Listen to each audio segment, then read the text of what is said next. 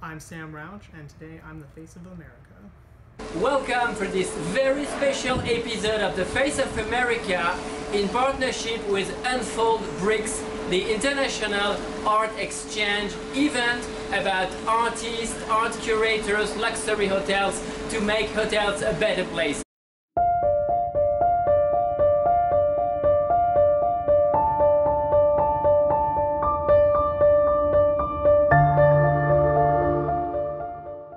My name is Sam Rauch. I'm the Director of Special Projects at Public Art Fund.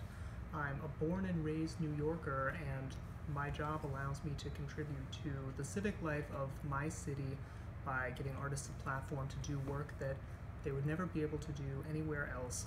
No other city, no museum context. We allow artists to make their dreams come true, and in turn we enrich New York City with incredible works of public art.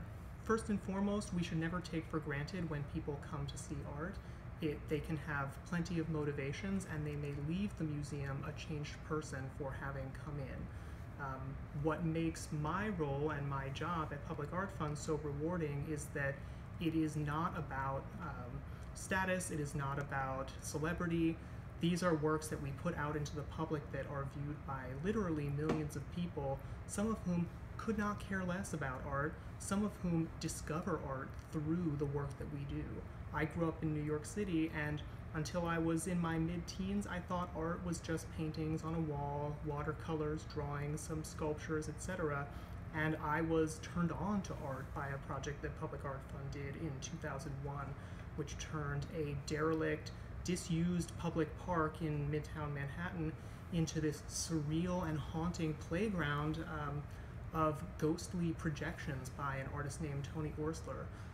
It completely transformed that area at night, but it also completely transformed my understanding of what art is, what it could be, and I feel incredibly lucky to be able to hopefully replicate that experience and provide it for a new generation of New Yorkers and visitors. The contemporary art market and the way that work is bought and sold certainly privileges the elite, but artists are as diverse as the rest of the population, and as people who commission artists and present new work to the public, we make sure to make an effort to ensure that the people that we're working with reflect the communities that they're working in, reflect a broad spectrum of experience, and are not limited to that sort of the global elite of artists who correspond to that kind of art patron class.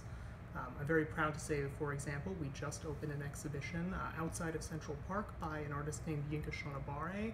Born in Nigeria, raised in London, his work deals with issues of kind of post-colonialism as expressed through bright patterned African fabric, and he's done fabulous work that is not only beautiful to the passerby who simply sees a nice sculpture and it improves their day, but includes these incredible layers of conceptual rigor and references to history and trade and colonialism and African culture that really make the work enriching and interesting for people who are interested in those issues. Only in New York could you exhibit a portrait of a Syrian refugee immediately outside Trump Tower. I mean, this is what characterizes our city. Its openness, its freedom.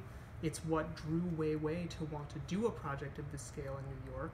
He spent about a decade there as an art student, and it made an incredible impression upon him, his life and his entire practice. So he knew going in that what he wanted to do might not be possible anywhere else.